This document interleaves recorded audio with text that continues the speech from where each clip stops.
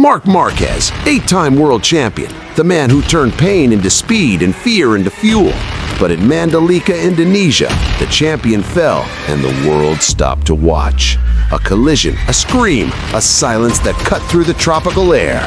One crash, one wound, one spark that ignited chaos across the paddock. No fear, no mercy, no surrender. That's how Marquez lives. That's how he rides. But this time, fate rode faster. Just a week before, he had celebrated his 7th title with Ducati, a story of dominance, redemption, and control. Then, in the blink of an eye, everything shattered. On the opening lap, Marco Bezzecchi struck. Metal met metal, and destiny rewrote itself in the gravel. The champion was down, the red flags waved, and the paddock descended into disbelief. The collision wasn't just a crash, it was a spark that lit old fires.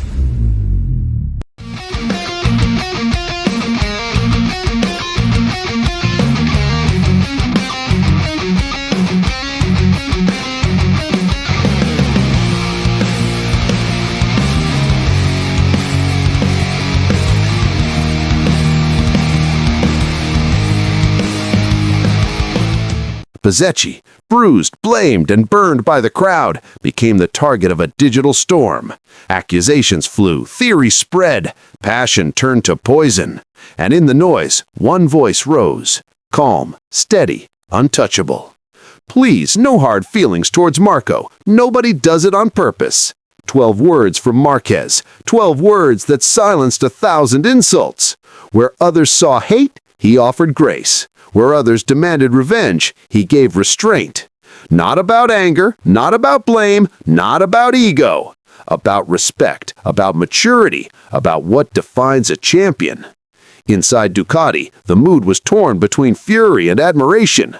Team principal Davide Tardozzi admitted, "It was a mistake, nothing more." Even Gigi Dall'Igna, the architect of Ducati's empire, spoke softly. Sometimes we must lose to remember how fragile success can be. In the private footage later released, Marquez was seen back in the garage, right arm in a sling, mind already in motion. He didn't yell, he didn't curse, he analyzed. When I touched the gravel, I was fast, I have good start. He touched me from behind, and I was flying. No rage, just reflection, just the sound of a racer dissecting fate. All about pain, all about patience, all about pride. Crew chief Marco Rigamonte tried to lighten the air. "See you in Valencia at the gala." Marquez smirked, the fire still in his eyes. "Come on, I'll try before." Even wounded, he was already thinking of the next corner, the next battle, the next comeback. Ducati called Mandalika a weekend difficult to digest.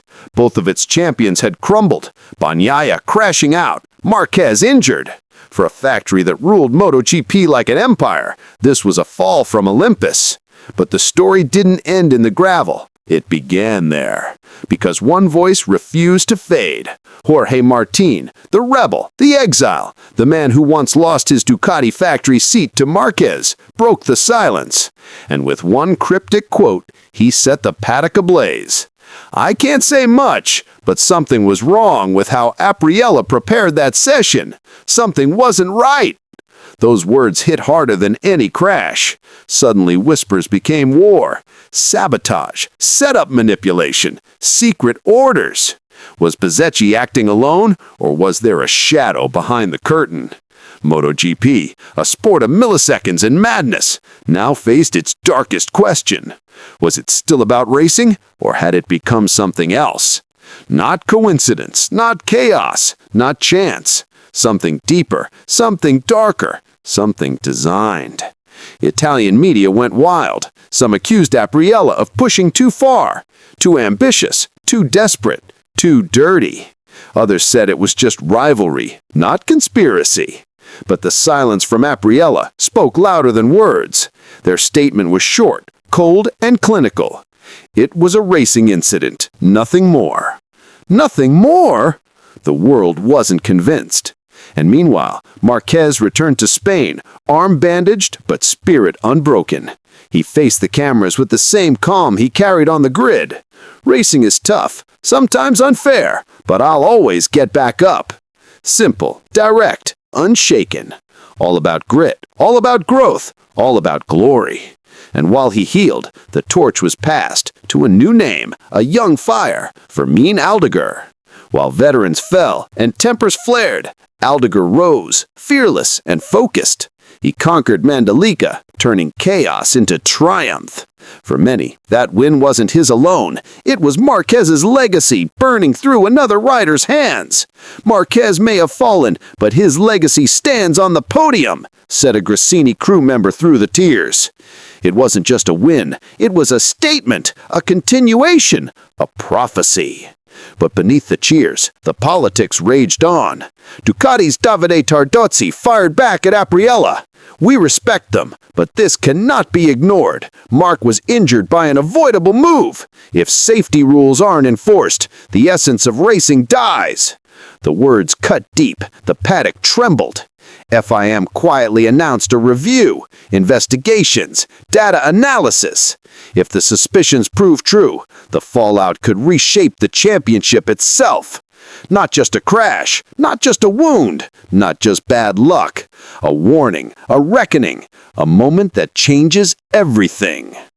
Doctors confirm the worst, a fracture at the base of the coracoid process, ligament damage to the right shoulder. No surgery, but full immobilization. 2 rounds out. Phillip Island, Sepang, gone. 2 battles lost, maybe the war as well. But Marquez didn't mourn. He recalculated. My goal is to be back before the end of the season, but not before I'm ready. That's the difference between a legend and the rest. He's not chasing survival. He's chasing perfection. Forever pain, forever fight, forever fire. In his absence, the paddock divided. Bagnaia searching for rhythm, Martin playing both messenger and menace, Apriella under suspicion, and Ducati regrouping under pressure. MotoGP 2025 wasn't just a championship anymore. It was a storm, a test of loyalty, truth, and endurance. And through it all, one truth stood above the noise. Greatness isn't measured by trophies. It's measured by how you rise when the world tries to break you. Not about falling, about rising. Not about wounds, about will. Not about what breaks you, but what you become after. Marc Marquez fell at Mandalika, but his story, his fire, has only just begun.